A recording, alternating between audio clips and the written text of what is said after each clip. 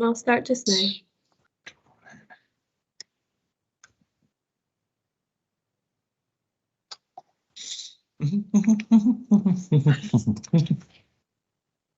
Recording started. Thank you. Good afternoon. This is a special meeting of Stirling Council. Thank you to everyone for attending. First, a brief statement on the protocols we will be following during this remote meeting. Please note that this meeting is being broadcast live and will be available for public viewing following the meeting. Members and service managers should activate their cameras.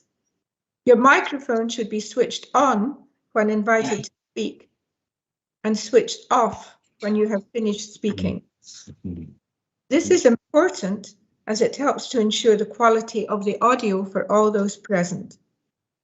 Please use the raise hand button to indicate that you wish to speak and lower it when you have finished speaking. Officers should introduce themselves by confirming their name and role before speaking for the first time on any item. The time limits for speaking are set out in the standing orders as follows: 5 minutes for proposing a motion, 3 minutes for seconding a motion, and 3 minutes for summing up. Also, can I remind you that members will be allowed 2 questions to officers for each report, and that a follow-up question counts as a second question. I will now ask the clerk to carry out a roll call of the elected members participating in today's meeting. Thank you. Thank you, Provost. Councillor Benison? Yes, I'm here.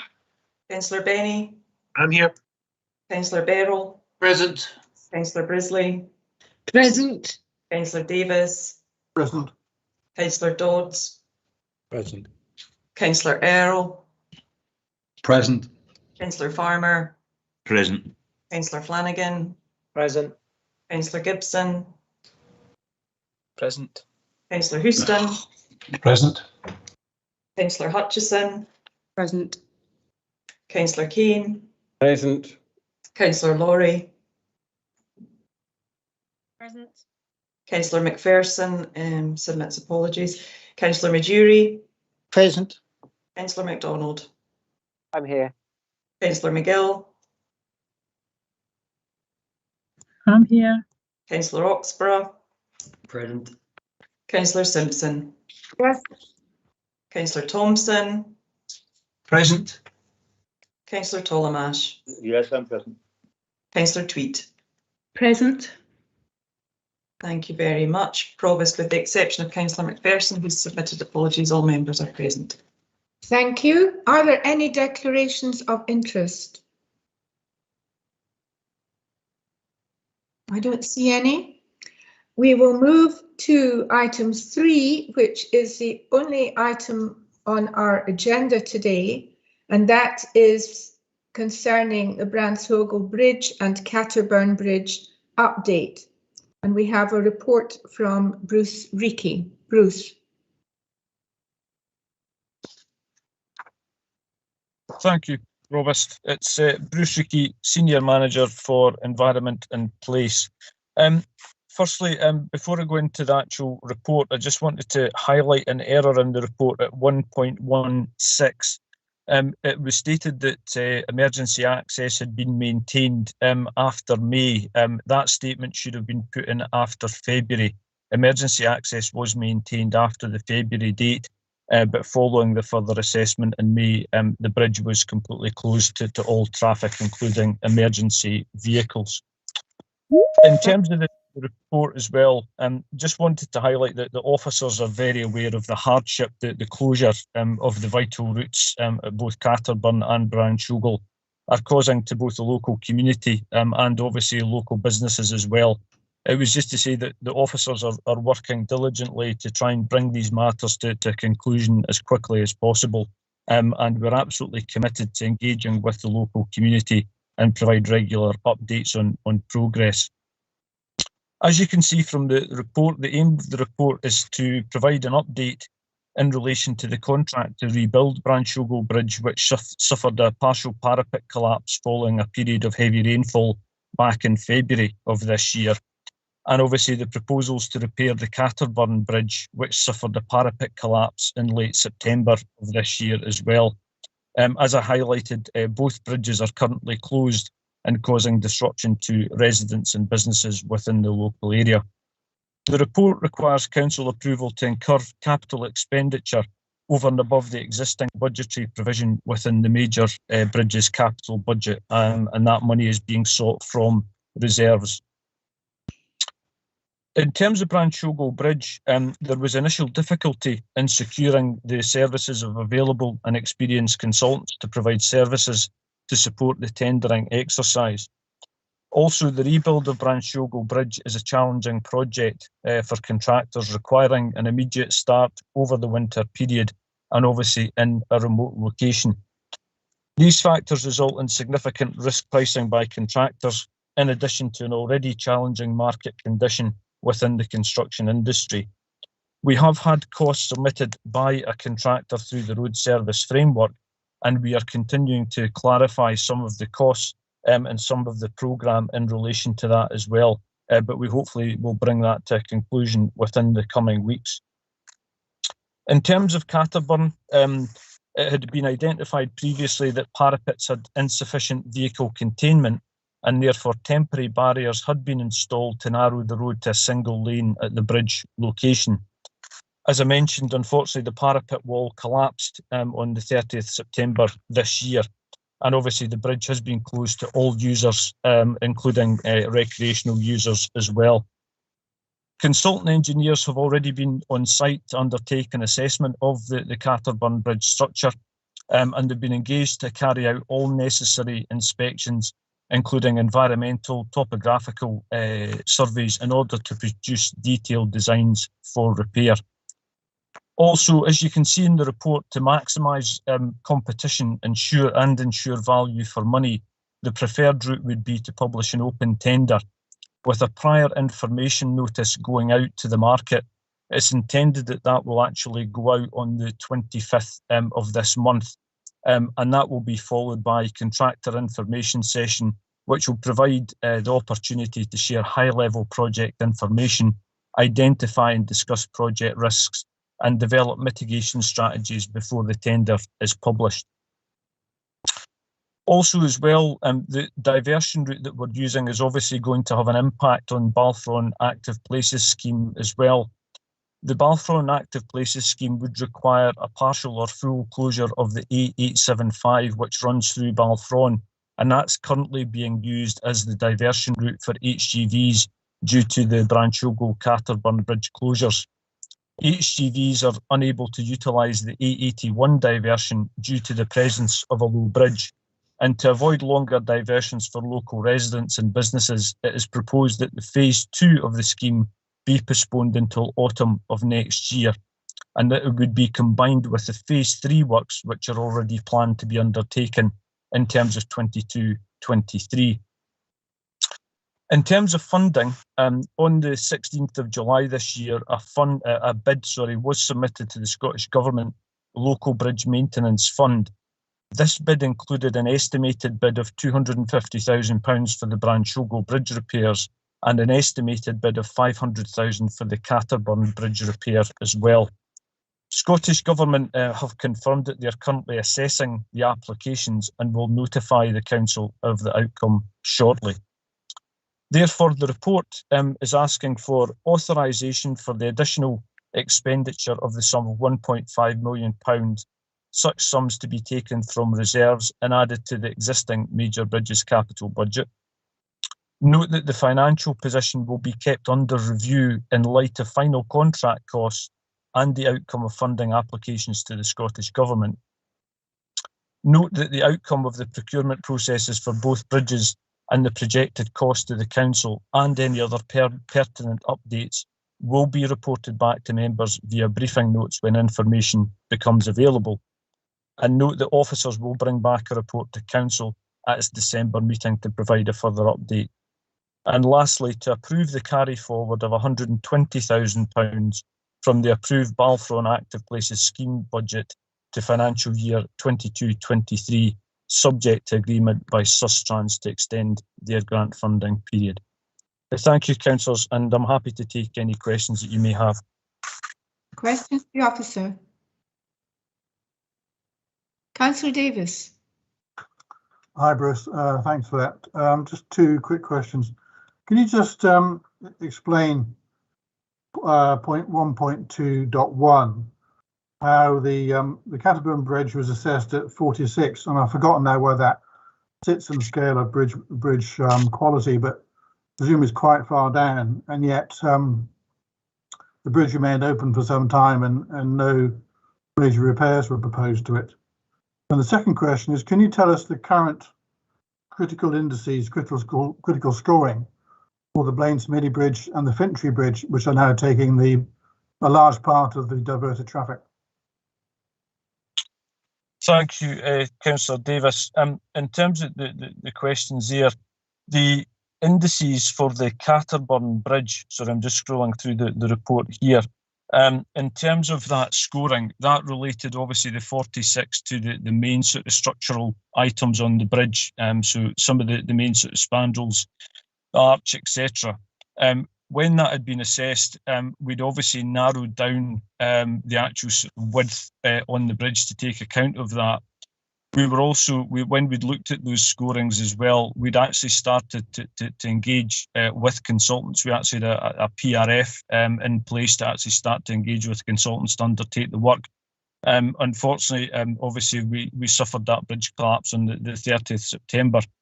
So we're now obviously into the current situation that we find ourselves in at this point in time. In terms of the general inspections for both bridges, what I would say is that in terms of the scorings, both of them were in the sort of fair category within the BCI indices as well. In relation to the Blaine Smithy Bridge that you mentioned, I don't have that information to hand, but I'll bring in my colleague Maria. I don't know if she actually has that information to hand either, but if not, Councillor Davis, it's certainly something that we can provide you with. Maria?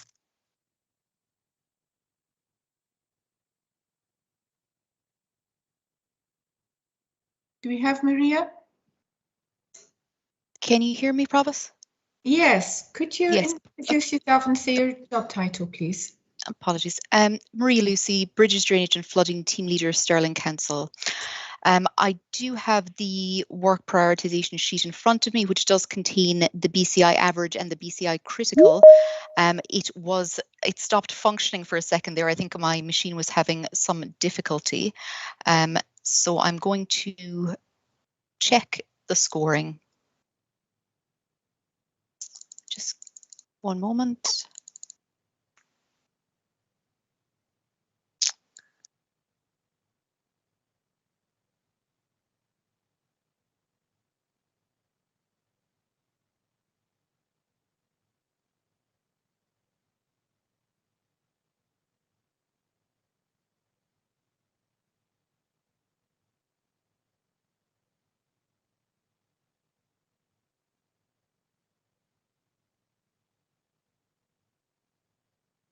So the average score for the Blaine Water Bridge itself, the BCI average is 82.9. And the critical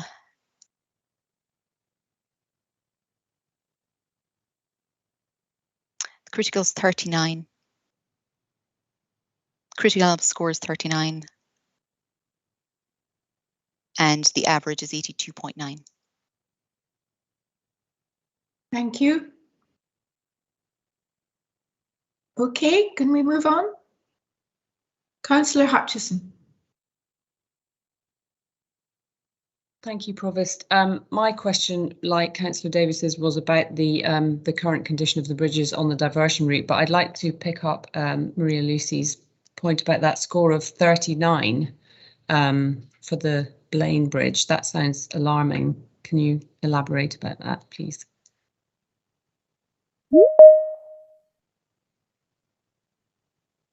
So that critical element score is low. It is in the poor category. Work is prioritised based on the work bank, the items we received back from our bridge inspection. So the work bank items identified in that. However, it is also based on the average BCI score and the critical BCI score of structure. So work is still based on that prioritisation. There are items and structures that have slightly lower scoring than plain water. Okay, so my next question would be, what are the ones with a lower scoring than plain water, and are they on the diversion route, or either of the diversion routes? I would need to, it would take me some time to pull that off, but that is information that we can get to you. Thank you. Thank you. Councillor Barrow.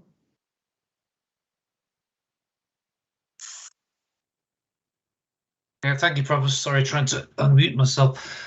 Actually, I had a couple of questions, but I'm going to try and follow up with Maria about the Blaine Bridge, which sounds extremely alarming.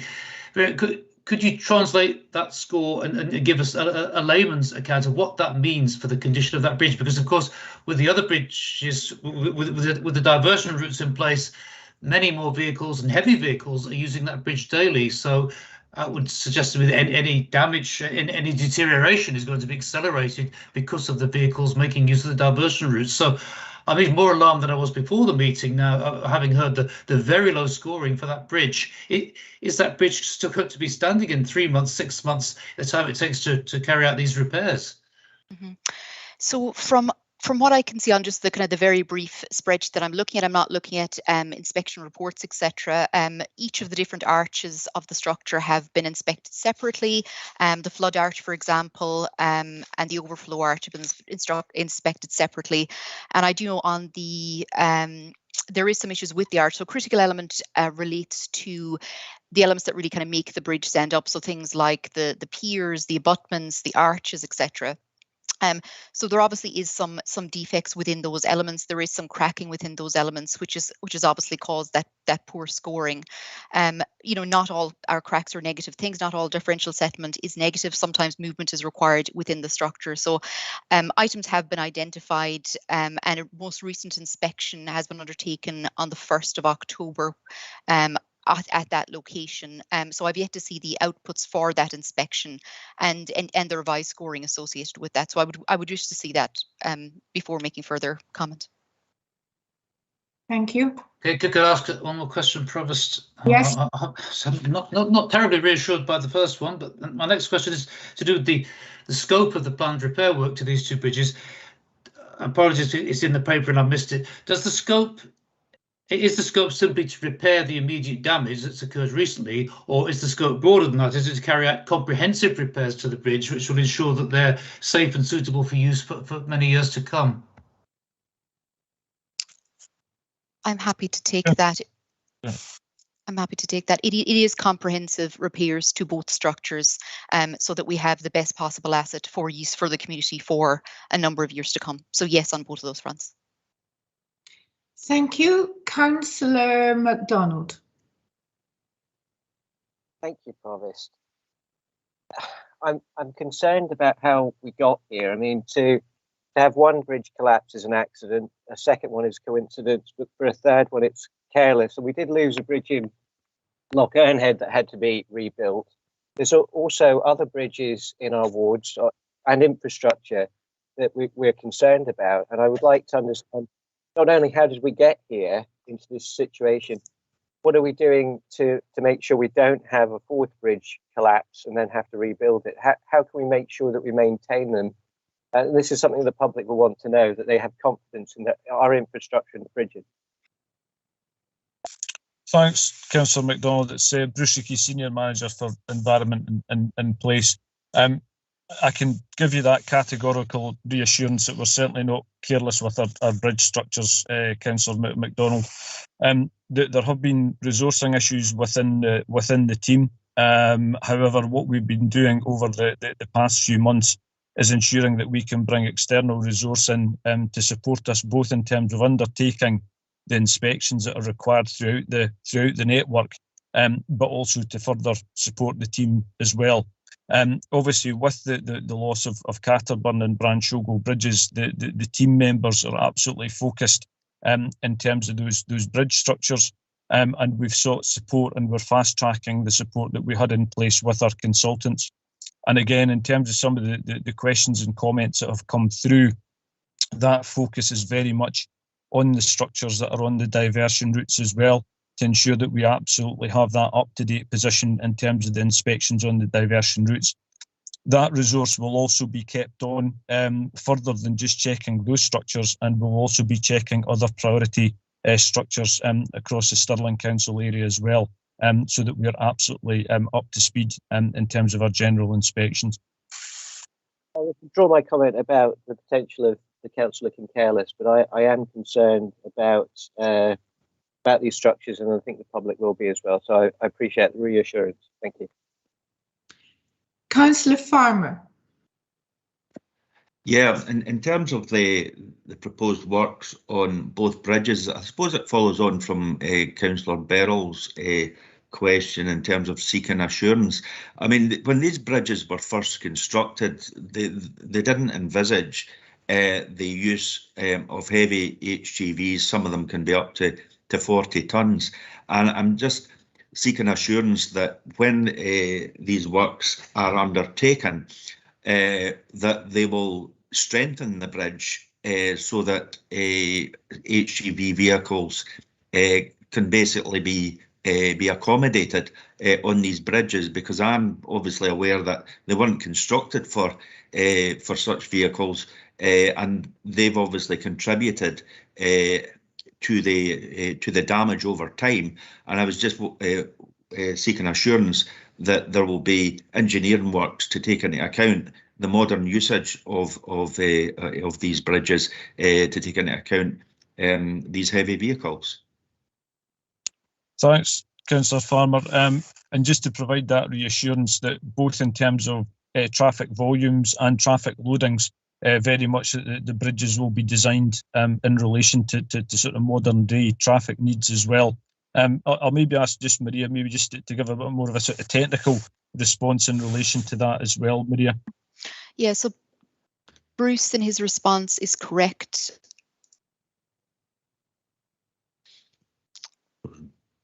Can you hear me? Yeah. Yeah. Okay. Bruce in his response correct in that one of the reasons why the repair is so extensive for Branch Local is because we are bringing it to modern standard to ensure that that load carrying capacity is there. And equally with Catterburn, the proposal for repair, etc., would be with that, again, that maximum load carrying capacity. Councillor Tweed. Thank you, Provost. Sorry, Provost, I probably should have declared at the beginning that I am also the MSP for the Stirling constituency. I have a couple of questions for Bruce or Maria.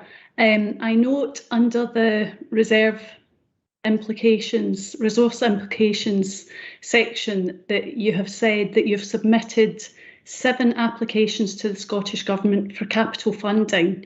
Do you know when these other bridges will require attention? And also, in your view, is it just wear and tear that's the issue here, or is there an element of climate change coming into this issue? Thank you.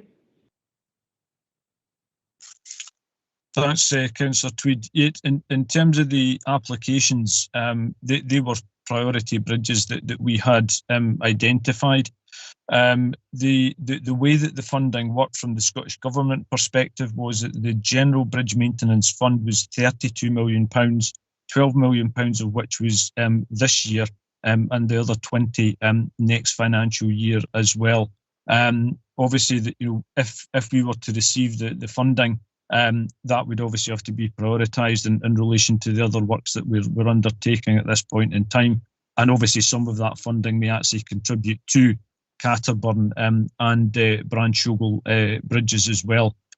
So really it's a case of wait and see from the Scottish Government perspective in terms of what funding is made available and how the split of that funding occurs both this financial year and next financial year. As I say, Scottish Government have indicated that they will be making that announcement very, very shortly. And obviously, once we receive confirmation, we'll certainly let them elected members know at the quickest opportunity. Maria, can maybe hand over to you for the second question from Councillor. In terms of the, I guess, the reason for the poor scoring of the structural stock, the requirement for repairs, I would say that the structures that we submitted that funding application for would need short to medium term action and do need repairs. They are on our priority list, and that is why they have been submitted as part of this Lifeline Fund. So they do need immediate or fairly immediate action, I would say, a number of them. In terms of the reason for a number of our structures being in a poor condition, we do have a lot of masonry arch structures in our bridge stock. They have been in use and constructed with obviously a good number of years. They are masonry arch by their nature. They are stone structures, many of them sandstone, like Hatterburn, which don't react well to water ingress, don't react well to weathering, and we've seen that within the stone itself. Also, the way in which structures, bridges was constructed, there was a masonry arch, it got you up a certain amount out of the water. Then to make that bridging in terms of road level, a lot of sort of random rubble, clay material was placed on top of that arch. And again, we don't know those properties. Once water ingress gets in, that material doesn't behave very well with water. So it increases the loading within the structure. So the age of the structures, the material type, the way in which they were built hundreds of years later is now playing into how they're wearing and how they're weathering. Thank you. Councillor Thomas.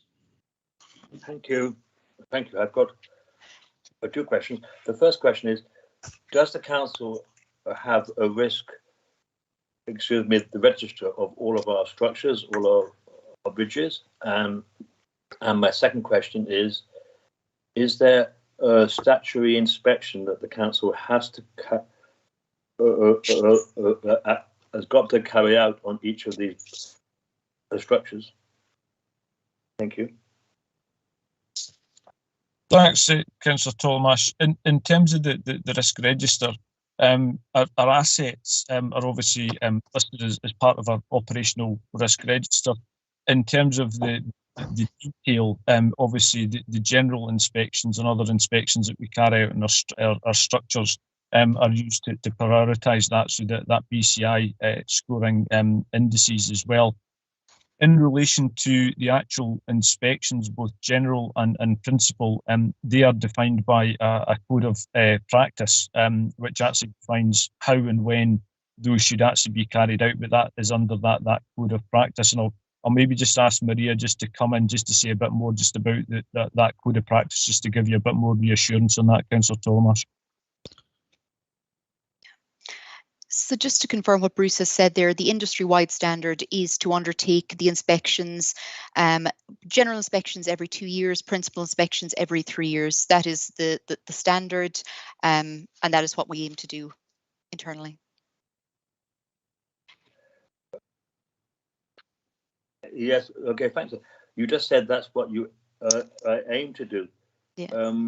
Is the council up to date with its inspections? Is there a backlog? So I would say in terms of general inspection, there's perhaps a backlog of 12 months. So we are a little behind, but we are kind of holding a steady state over the last couple of years, despite a lot of issues. We have been holding a steady state in terms of not falling any further behind. I would say we were probably about a year behind in our general inspections. Principal inspections do all need undertaking. We've undertaken last year, we took about 50 inspections, in the previous year about 10 inspections. So principal inspections are required approximately, I would say, 60 a year. So those are something which we have commissioned and will be undertaking this year's principal inspections later this year. Thank you. Councillor Houston. Thank you, Provost. Just two questions, if I may. One was about the bridges which are now bearing the additional traffic due to the diversions. Have we got telltales or whatever other instrumentation can be used to measure the increased loads and increased work that's going across those bridges to give us any indication of potential problems? That was one. The other one was financial. I note that when we put the bid into Scottish Government, we were allowing a total of 750,000 for the two bridges, which is now gone to 1.5 million. if the government is then giving us that grant, could I assume that the 750,000 will go back into reserves, because you're asking us to take out 1.5 million from reserves to pay for this? Is that correct? Is some of that replenished because you've already included in your bid 750,000 for those two bridges? Thank you. Thanks, Councillor Houston. In terms of the diversion route, we have somewhere in the region of about 100 structures of varying sort of sizes and scales along the diversion routes at this point in time. What we are undertaking at this point in time is that we've had officers out looking at a number of those structures to give us that information and intelligence in terms of how they're performing on that diversion route. We've undertaken about 15 so far. As I mentioned earlier, we also have consultancies that we've brought in as well, and they're going to fast track helping to support actually undertake the inspections on all of those structures.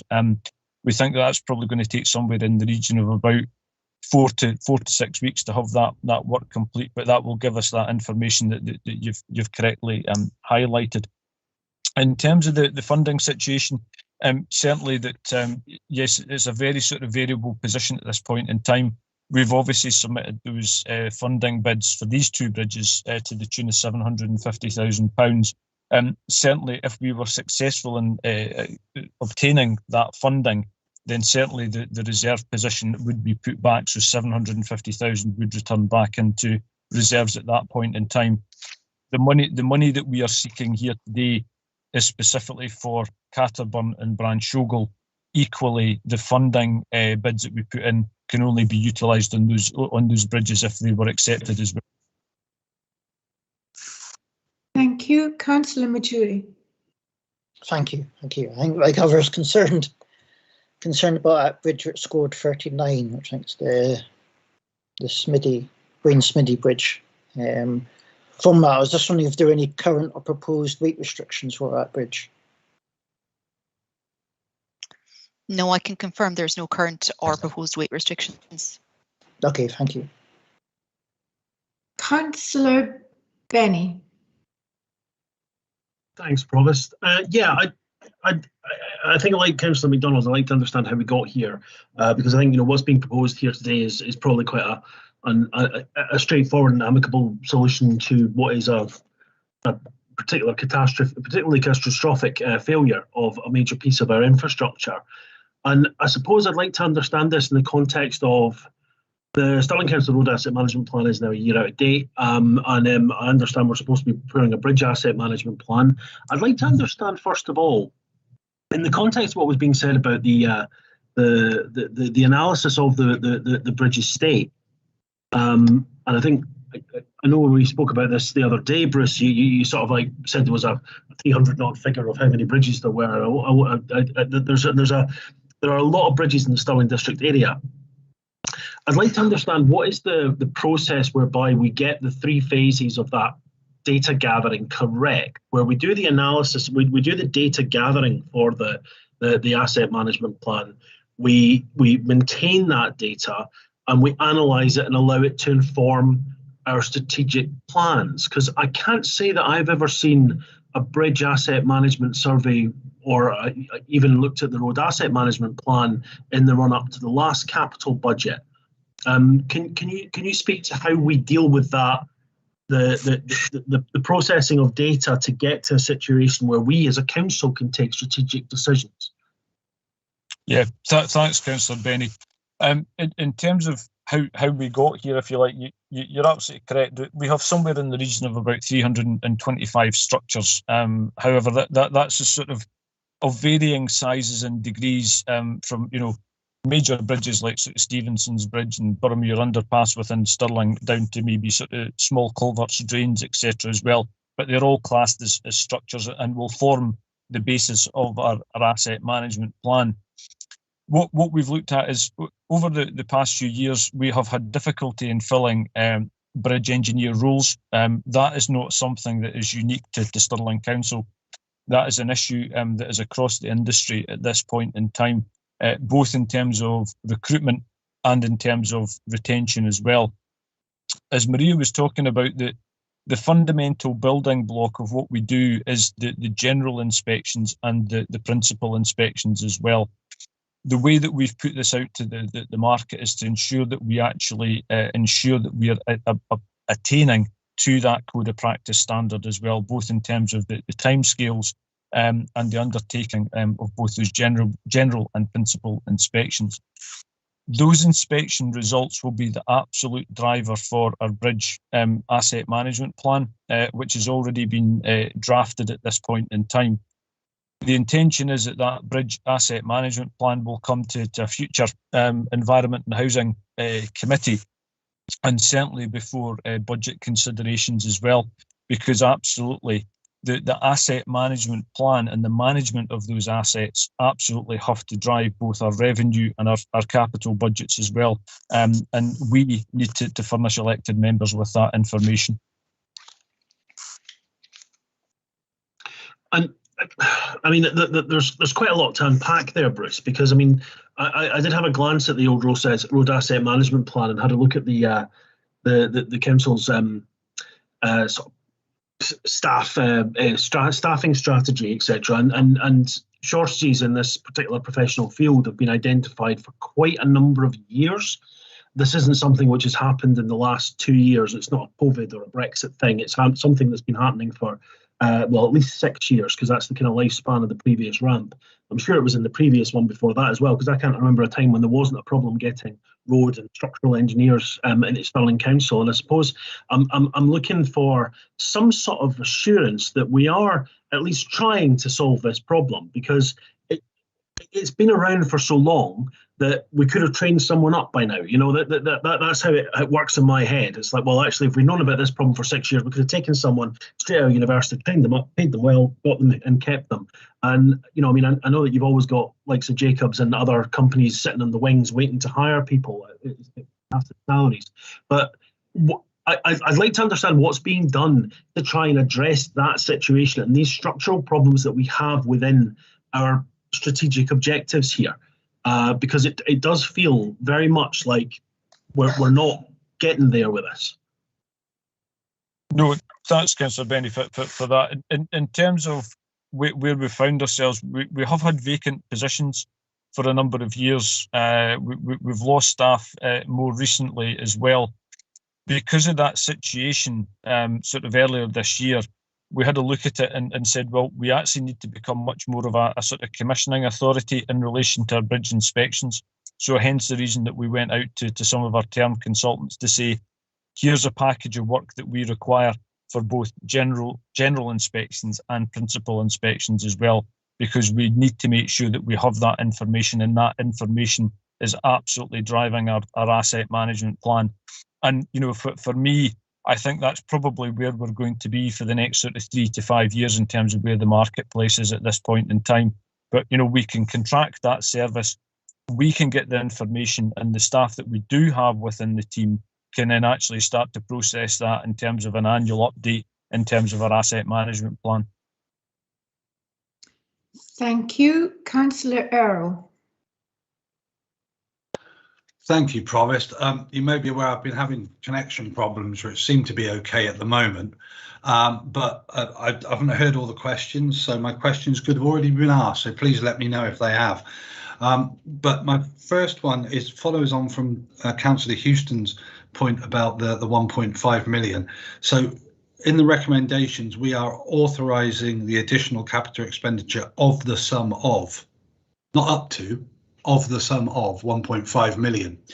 So my question is if we don't need all that 1.5 million because of final cost figures and or money hopefully coming in through the ScotGov grant scheme that we've applied for, rather than go back into reserves, would that, now we've authorised the expenditure, could that not be used to support other urgent bridge repairs across the Stirling Council area that we will be coming to through the Bridge Asset Management Plan in due course? We've already put the money in there, such as the Cardross Bridge, for example, in between Port Monteith and Arm Prior, which is crying out for repairs as well. So could we not just keep any spare money and put it into additional bridge repairs.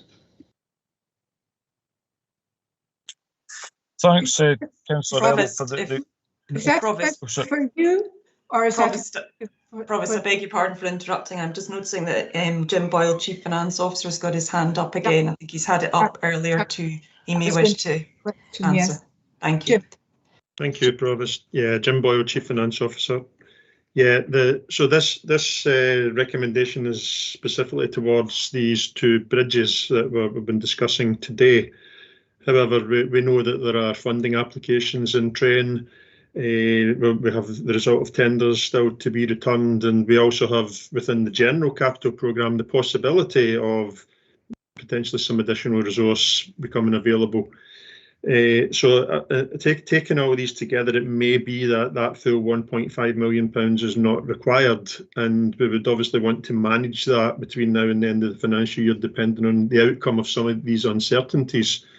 If the council is minded to put funding towards any other bridges or structures, then that would be for the council to determine. But this proposal is specifically towards these two bridges, and that 1.5 should possibly say up to 1.5, depending on the outcome of these other uncertainties. But what we need to do, obviously, is to create that budget now, so that officers then have the authority to proceed with the tendering and the award and then the delivery of the works.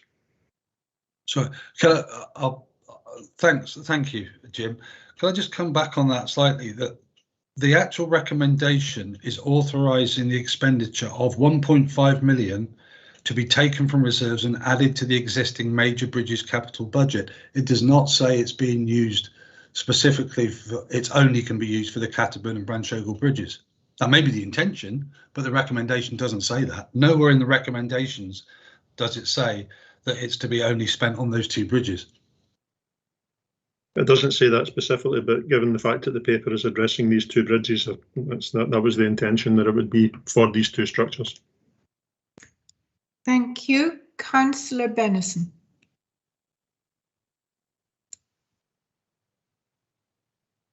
Thanks, Provost. A lot of the questions have been asked. Can I make a comment? Is that okay? We'll move on to comments when we get into debate. Councillor Bennison. Is that all? Councillor Thompson. Yeah, I suppose it's one for Jim Boyle as well here. Jim, we're asking for £1.5 million, and of course we know the marketplace at the minute. Prices are going through the roof, availability of contractors, etc. What if in fact it's not 1.5 and it's £2 million? I take it we will then have to come back and ask for more money, either through council or a special council meeting? Yeah, so we'd clearly have the tender process to undertake, and you're right, there have been difficulties in the market, supply chain issues, increased prices, lack of availability of materials, etc. So it may well be that when that tender process runs its course, that the final bill for this may be greater, but that we've also identified within the paper there may be some mitigating funding opportunities through the bid to Scottish Government, etc. So you're correct. None of us know what the final position will be at the moment. It may well be higher, so we need to be prepared to bring that back if should that become the case. Isabel McKnight, you have your hand up. Do you want to make a comment on this? Yes, thank you, Chair. Isabel McKnight, Chief Operating Officer, Communities and Partnerships. I would ask that my colleague Simon Payne comes in and clarifies the procurement position in terms of and differentiate between design and build and where we are with the tender process. Thank you. Do we have Simon Payne? Afternoon, Councillors. Simon Payne, Category Manager within the procurement team. So yeah, I'm happy to provide a bit further information on that. So as Jim Boyle has said, there are, and it's been acknowledged, there are some uncertainties around what the final picture will be looking like. Obviously, I would hope it goes without saying that we are pricing these jobs up and doing the costings to the best of our ability and based on the most accurate and up-to-date information. So the figures are as accurate as they can be at this time. We've got significantly more price certainty on Branchogle than we do on Catterburn at this time, in terms of the stage of the procurement. So in terms of Branchogle, we're in sort of clarifying conversations with the proposed contractor. So there is a bit more visibility, I suppose, in terms of what the final figures of that will look like. In terms of Catterburn, my understanding of it is we've engaged a design contractor. I believe that's in the paper actually, and that work is ongoing. I suppose it's worth acknowledging at this point that the scope of the final project is still unknown in terms of the extent of the rebuild, picking up on Maria's comments about the need to build into the specification of the bridge a long-standing structure that's going to meet the current and future needs of the structure. So yeah, I'm hoping that's providing a bit more information. I guess the final costs for Catterburn will be a lot clearer once the design piece has been completed.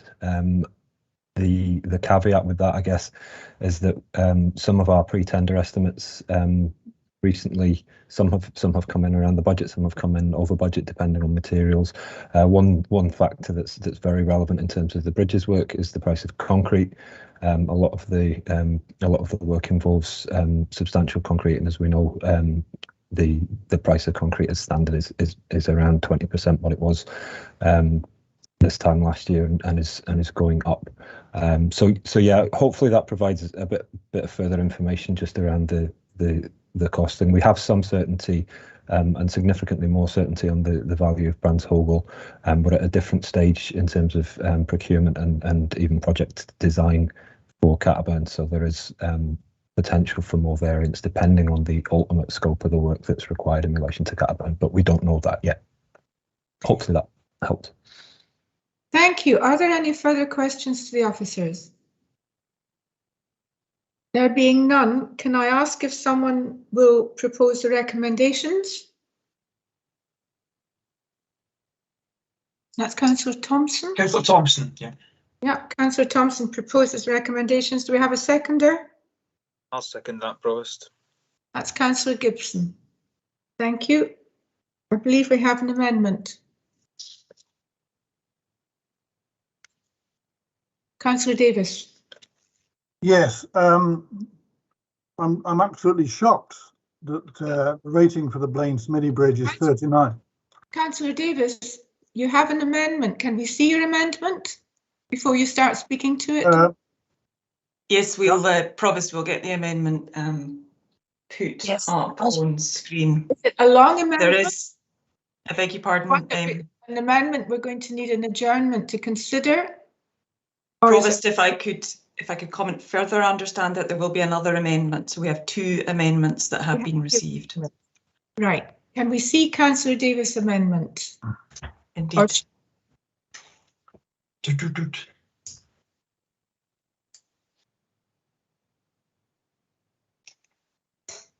Do we need an adjournment to consider this amendment, or are we quite happy just to proceed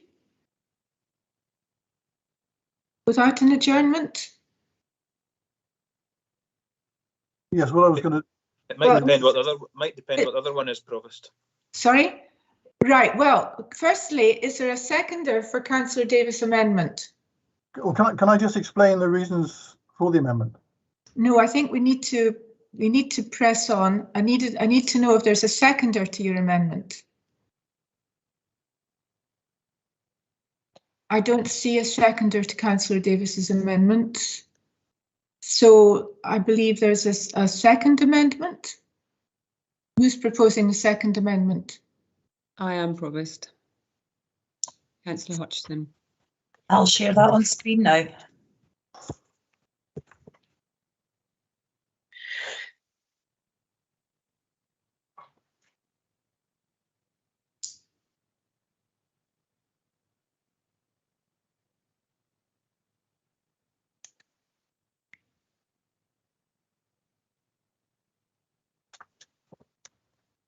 Do we want an adjournment to consider this amendment, or are you happy just to read it off the screen?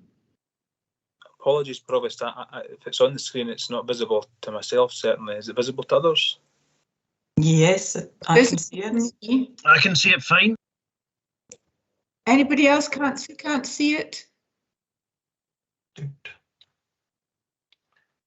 Can you see it now, Councillor Gibson? No, I can't see. I can just see the usual screens of individuals. I'll take it off screen and reshare it again and see if that fixes that. Bear with me. Thanks, Eileen. Provost, I've been trying to get in. We too have an amendment. We have a third amendment, right? Well, we'll deal with the second amendment first. Councillor Thompson, have you emailed the amendment to us? I'm just sending it at this very minute. I neglected to send it earlier, sorry. Thank you. I'm struggling to get it sent. Yes.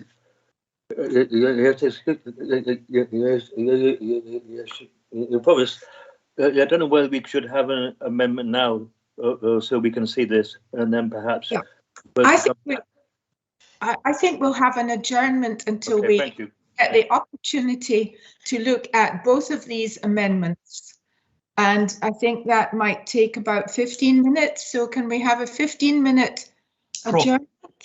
Provost, before we do that, apologies. If the administration is moving a different resolution, then we can't consider amendments until we've seen that resolution. So I think it would only be appropriate if Councillor Thompson's moving something different from what he said he was moving, that we should see that before we consider amendments. Provost, I think that's Julia, you've gone quiet. So, beg your pardon. I think that's a fair point, because I think we were led to understand that Councillor Thompson was moving the recommendations as set out, but Councillor Thompson, that's not in fact the case now. Is that correct? Sorry, I misunderstood what was happening there. Apologies. We had an amendment. It's not far removed from Councillor Benny's amendment, and perhaps it'll be worth having a discussion offline. Okay, can I suggest that we, as the Provost suggested, we go offline, consider all of the amendments that have support and have a seconder, and then we come back again and start the debate and look at what the principal motion is again and go through the amendments as set out in the standing orders. I think that would be helpful.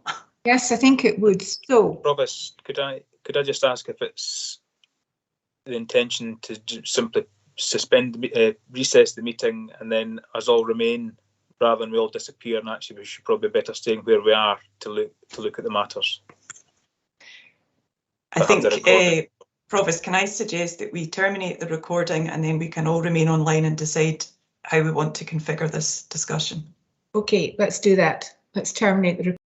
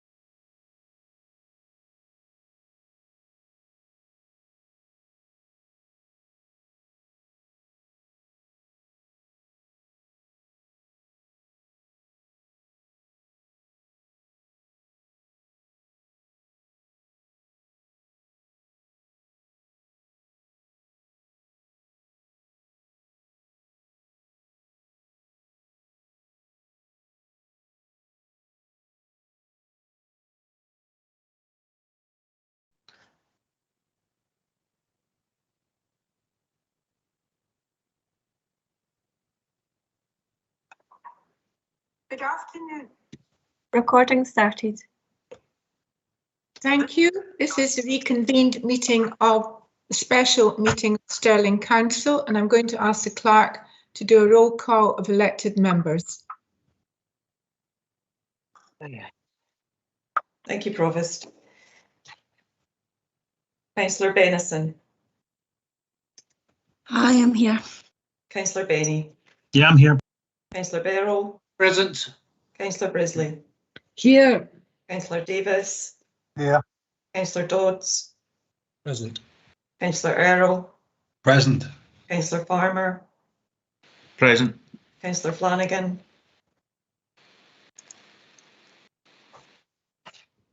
Councillor Flanagan. Councillor Gibson. Present. Councillor Houston. I'm here. Councillor Hutchison. Present. Councillor Kane. Present. Councillor Laurie. Present. Councillor Majuri. Present. Councillor MacDonald. I'm here. Councillor McGill. I'm here. Councillor Oxborough. Present. Councillor Simpson. Present. Councillor Thompson. Present. Councillor Tolamash. Yes, I'm here. Councillor Tweed. Present. Councillor Flanagan, have you joined us? Yeah, I'm here. Thank you. Everybody's back. Obviously, apologies for Councillor McPherson still stand. Thank you, Provost. Thank you. So we have a motion and one amendment. Is that correct? One motion and one amendment. Provost, as I understood it, Councillor Thompson had a motion. Yeah. Do we have a seconder for Councillor Thompson's motion? Provost, if I might just clarify. Sorry, you're both speaking at once. Provost, if I might just clarify, my understanding would be that if this is Councillor Thompson's amendment, that he would be seeking to make this the main motion. Yeah. Is that correct? And put this forward as the motion. So there would be no amendment. Right.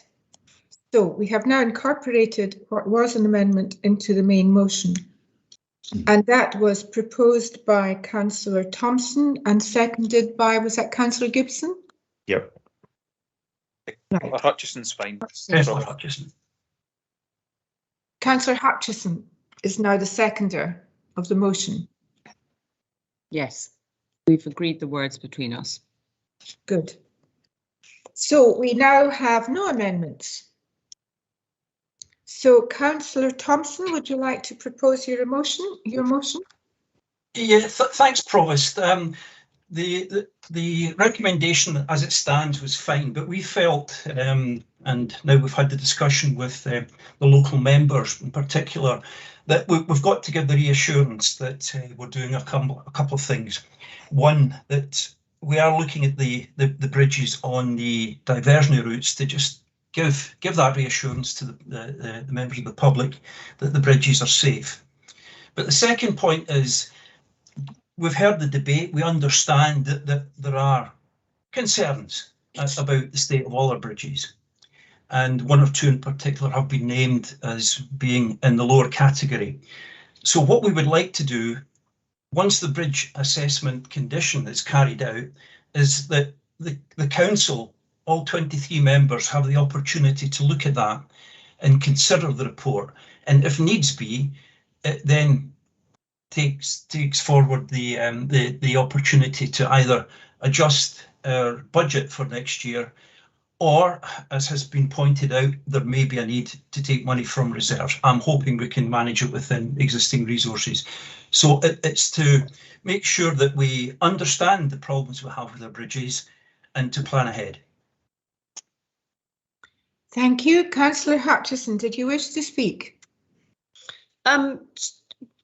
Yes, just to say that I'm really pleased that this has come forward, albeit I would have preferred it several months ago. The effects on local businesses have been awful, very real fears for the future of a number of key local businesses. The road closures are going to continue to make life hard for agri-businesses and the many commuters in the areas affected, lots of whom are key workers. And residents also have very real concerns about additional journey times for emergency services during the road closures. So this is extremely important. And finally, could I add, slightly off topic, but communication from the council is absolutely key. Keep communicating, not just when there's good news. Communities need to be kept in the loop and they don't want to be in the dark. Thank you. Thank you very much. I'm going to open this up to debate because I know that Councillor Bennison had a comment and there may be others who want to make a comment. I'm going to take Councillor Bennison first to see if she still wants to comment. I'm okay. My questions were answered. Thank you. Good. Right. Councillor Davis. Yeah, hi, thanks, Provost. Sorry, I'm still a bit confused. As I understand it, we're asking for 1.5 million just for two bridges. The two bridges under discussion. So if the survey identifies work needing on the other bridges, how is that going to be funded? So that's a good question. The other point I'm just going to make is just to put some rough numbers around this. We're doing stockbrokers estimates. We had a meeting the other week with local businesses in Balmaha. I don't know, there were half a dozen businesses there. But say as a rough estimate, there's 10 businesses affected either through reduced revenue or increased cost to the tune of £5,000 a week each. Ballpark, £50,000 a week. Every year you're talking a couple of £1 million. Now, it might be 1 million, it might be 3 million. But the impact on local economies from just a one bridge closure at Catterburn is significant. It'll be the similar for Ranshoggle. If we get another bridge failure, the effect will be vastly compounded. So I think there's a huge degree of urgency in preventative work on the bridges that are now taking increased strain. And my concern is this revised proposal doesn't address that.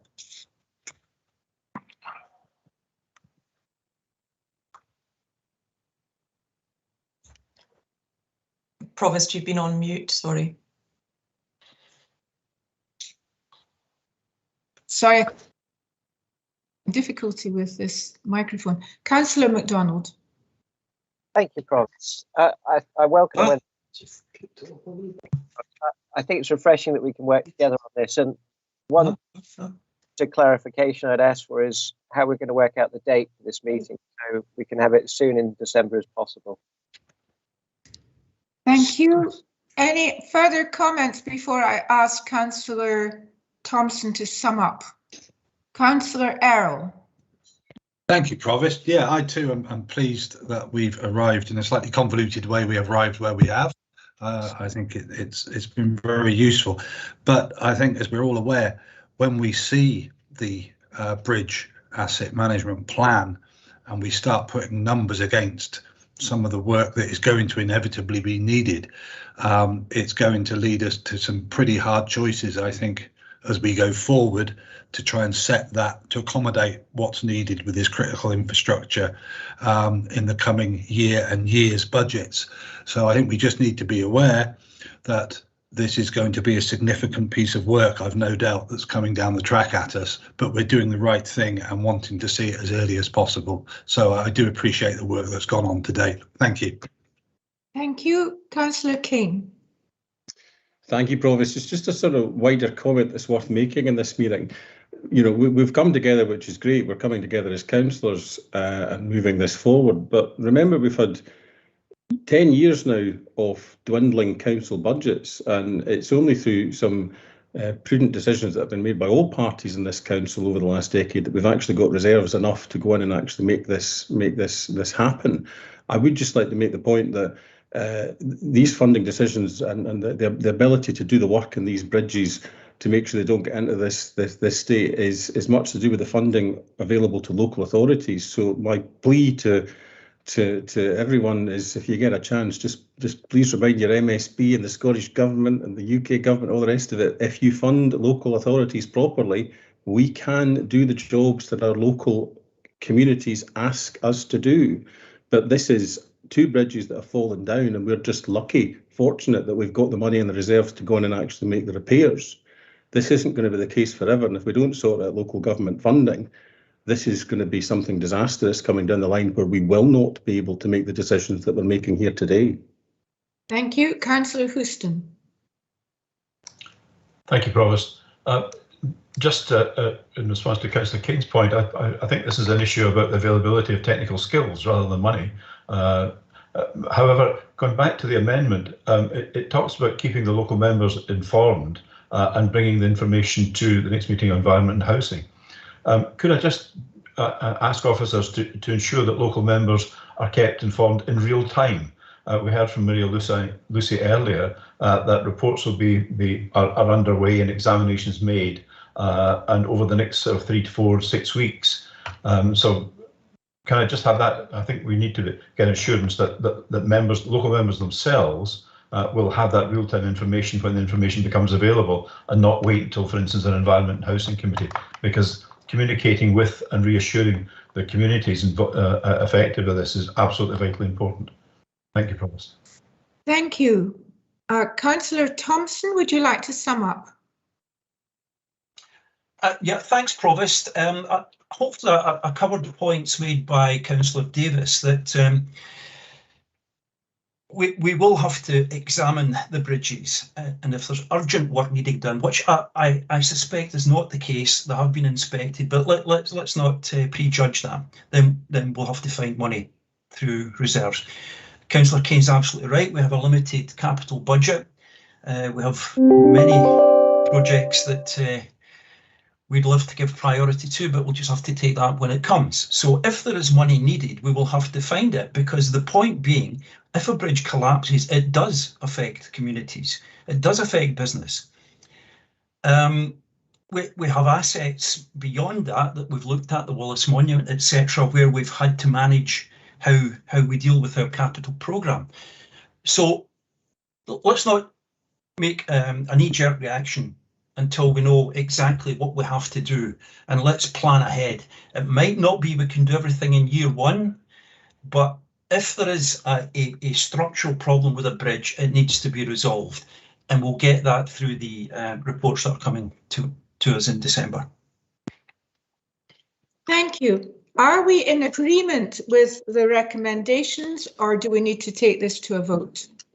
Agreed. Agreed. Agreed. Agreed. Agreed? Agreed. Good, thank you very much. That concludes our business. Thank you all for your participation. Thank you. Thank you, Provost. Thank you, Provost. Thank you.